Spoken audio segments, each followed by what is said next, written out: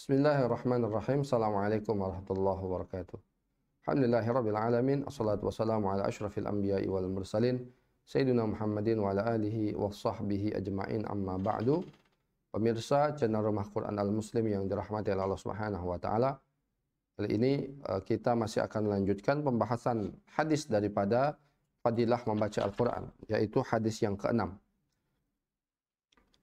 Kita bacakan terlebih dahulu hadisnya. Bismillahirrahmanirrahim. An Abi Musa radhiyallahu anhu qala qala Rasulullah sallallahu alaihi wasallam mathalul mu'minin alladhi yaqra'ul Qur'ana mathalul utrujati rihuha tayyibun wa ta'muha tayyibun wa mathalul mu'minin alladhi yaqra'ul Qur'ana mathalul tamrati la riha laha wa ta'muha hulwun wa mathalul munafiqi alladhi la yaqra'ul Qur'an kamathalil hanzalati laysa laha rihun wa ta'muha murrun.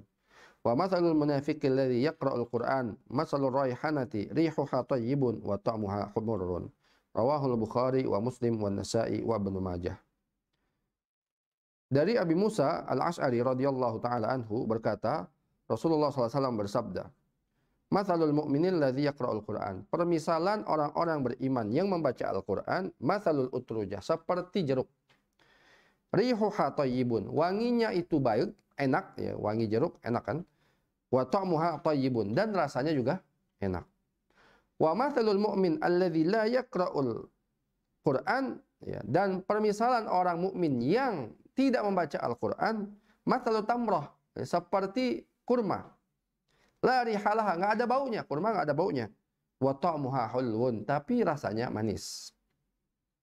Wa mathalul munafik, sedangkan permisalan orang munafik, la yaqra'ul Qur'an, yang enggak baca Al-Qur'an, kamathalil hanzalah, yaitu seperti buah hanzalah, ya, yang buah ini terkenal dengan rasa yang pahit, ya. Laisa laha rihun, enggak ada baunya, baunya enggak ada bau wangi, juga ta'muha murrun, rasanya juga pahit. Wa mathalul munafiqil ladzi yaqra'ul Qur'an, dan permisalan orang munafik yang membaca Al-Qur'an, mathalur raihanati, seperti bunga. Ya, rihuha tayyibun, wanginya itu indah, wanginya itu baik, enak dicium wanginya, wa ta'muha murrun, tapi rasanya itu pahit. Rawahul Bukhari wa Muslim wa Nasa'i wa Ibnu Majah. Hadirin rahmat subhanahu wa ta'ala, Rasulullah SAW dalam hadis ini memisalkan sesuatu yang tidak tampak dengan yang nampak, ya. Ya. Kenapa? Agar bisa lebih mudah dipahamin. Ya.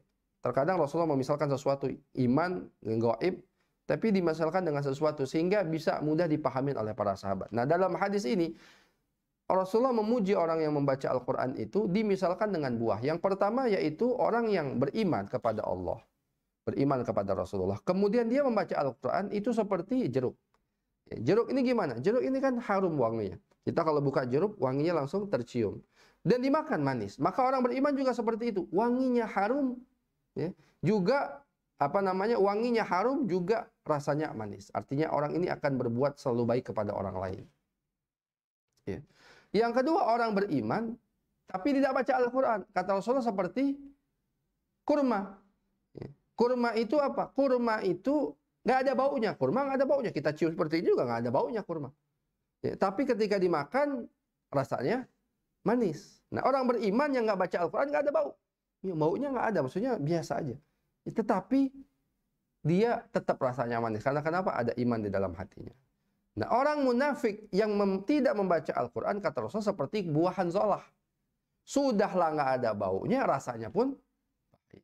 Nah, sedangkan orang yang beriman, orang yang munafik, tapi dia baca Al-Qur'an, itu seperti bunga. Ya, bunga.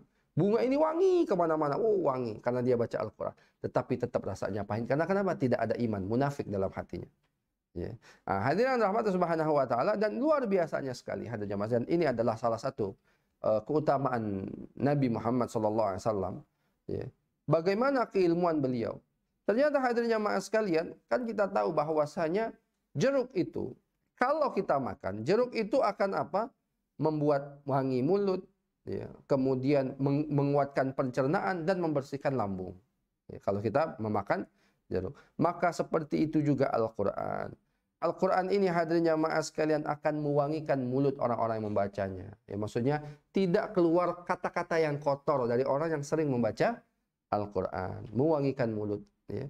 Juga akan membersihkan hati, membersihkan jiwa, membersihkan batin.